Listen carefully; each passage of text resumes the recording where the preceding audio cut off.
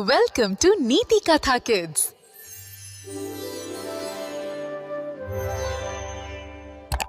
गोळू नावाचा एक छोटा पांढरा ढग होता जो निळ्या आकाशात एकटाच फिरायचा. त्याला नेहमी वाटायचं की आपले मित्र ढग किती सुंदर रंगांचे आहेत, पण मी मात्र फक्त पांढरा आहे. एके दिवशी त्याने आकाशात एक भव्य नारंगी आणि गुलाबी रंगाचा सूर्योदय ढग पाहिला. गोळूला वाटले, मीही त्यांच्यासारखा रंगीत का होऊ नये. त्याच्या मनात एक नवी आशा आणि उत्साह जागृत झाला. गोळू त्या सूर्योदय ढगाजवळ गेला आणि त्याने हळूच त्याला घासण्याचा प्रयत्न केला. त्याला वाटले की रंग लागेल, पण रंगाचा एक फिकट ठिपकाच त्याला मिळाला, जो लगेचच नाहीसा झाला. त्यामुळे गोळू खूप निराश झाला.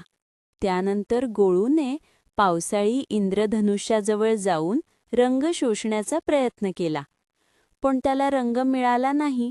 उलट तो थोडा जड आणि उदासीन झाला. इतर ढग त्याच्याकडे लक्ष न देता पुढे सरकले. त्याला एकटेपणा वाटू लागला. आता गोळू खूपच उदास आणि जड होऊन खाली तरंगत होता. त्याने जमिनीवरील एका छोट्या डबक्यात स्वतःचे प्रतिबिंब पाहिले. तो फक्त एक साधा, दुःखी पांढरा ढग दिसत होता. त्याला वाटले की तो पूर्णपणे निरुपयोगी आहे आणि त्याची कोणतीही ओळख नाही. जसा गोळू डबक्यात स्वतःला पाहत होता, तसा एक लहानसा सूर्यकिरण त्याच्यातून डोकावला आणि त्याचे पांढरे रूप तेजस्वी केले. त्याला आठवले की तो नेहमीच विविध आकार घेऊन आनंदाने उडत असे. त्याला समजले की त्याचे पांढरेपण ही कमतरता नसून ती एक सुंदर सुरुवात आहे. त्याला बाहेरील रंगांची गरज नाही. त्याची खरी ओळख त्याच्या आत आहे. गोळू हसला. त्याला हलकेपणा जाणवला. त्याने आनंदाने त्याचे आकार बदलण्यास सुरुवात केली.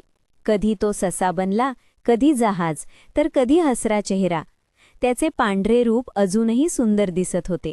त्याला स्वतःचा अभिमान वाटला आणि तो खूप समाधानी झाला. आता गोळू आत्मविश्वासाने आकाशात तरंगत होता.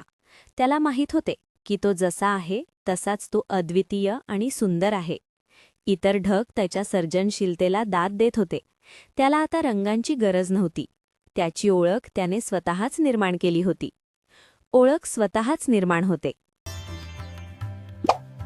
Like, share and subscribe for more stories.